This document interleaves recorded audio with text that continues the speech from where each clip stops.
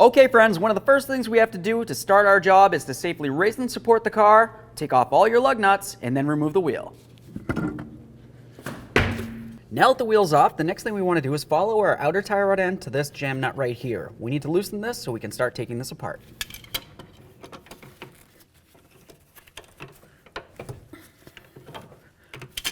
We're going to continue on to removing our outer tie rod end from the knuckle.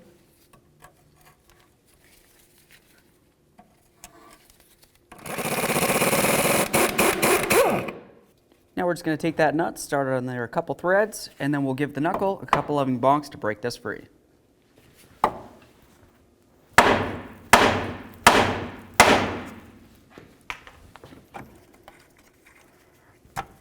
With that broken free, the next thing we want to do is start removing the outer tie rod end from the inner tie rod end. As you turn it to relieve it, just count the amount of turns that it goes around. Okay. I got 18 turns. Whatever you got, write it down someplace so you can remember. Now the next thing we want to do is remove our jam nut from the inner tie rod end.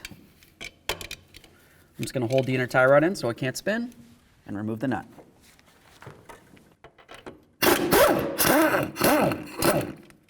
The next thing we want to do is remove our boot clamp right here. Just grab onto these ears. With that clamp off, the next thing we want to do is follow the bellows boot to the inner clamp. Go ahead and remove that as well.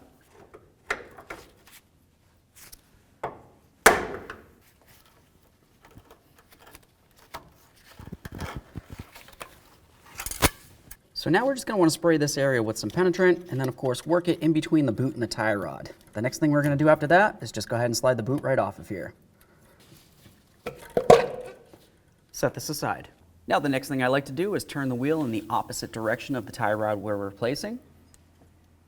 With it turned, now we have a nice clear view of the inner tie rod end. If you look right along the inside aspect of it, you're going to see that there's a washer that's actually peened over. You want to make sure you push those peens so they're kind of facing up. That's going to unlock this.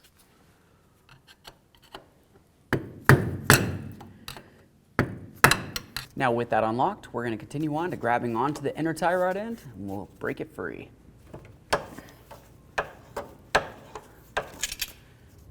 Remove your inner tie rod end. There it is, friends. The next thing we're going to do is just clean up the area. On our original inner tie rod end, we want to make sure we take this off. Now it's going to be time to get ready to start installing our brand new inner tie rod end. The first thing we want to put on there is our locking clip. The next thing we'll put on is this adapter. Slide it right over. Now you want to pay attention to the tabs that are on that inside washer there. Those are locking tabs and they need to line up with the slots on the rack itself. Let's go ahead and screw this in. I'm just going to take this locking washer, press towards the inside, and then twist it until it locks in. Now just screw in the inner tie rod end until it bottoms out.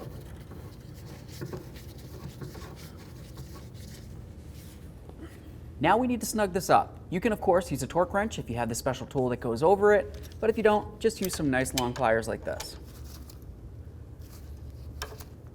Make sure it's tight. Now the next thing we want to pay attention to is the slotted area on the inner tie rod end and of course the locking tab here. We want to go ahead and peen that over so it's into the groove and then we'll do the same to the other one.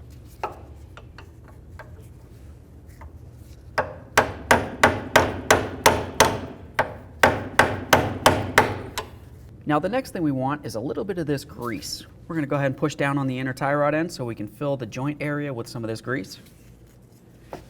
And then of course we'll work it around. Once you have the grease all inside the joint area, use a little bit more of it and come along this lip right here, right where the groove is. Now let's straighten out our wheel again. Now it's going to be time to get our bellows boot on there.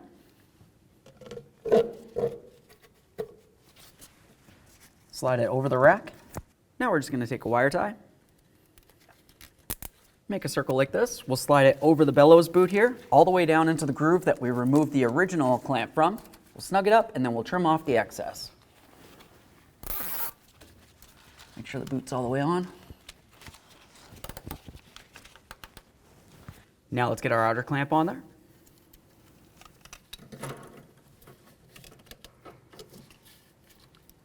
Now for the threaded area, you can either use some copper never sees or even a little bit of the grease from the tie rod itself. After that, go ahead and screw your jam nut on and then grab the outer tie rod end. Now it's time to install the outer tie rod end. Make sure you keep track of how many threads it takes to put it back on, the same as when you removed it originally. Okay, once you have it in there, go ahead and put it into the knuckle here. Start the nut, snug it up. Torque this to 33 foot-pounds.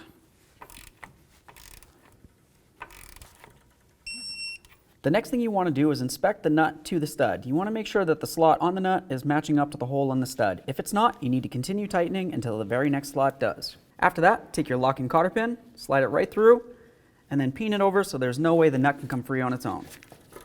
Let's tighten up our jam nut.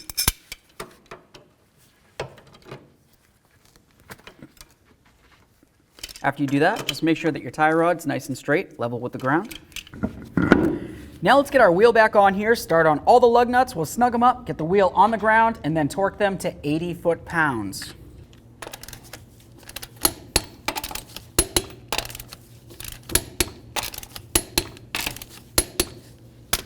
Torqued.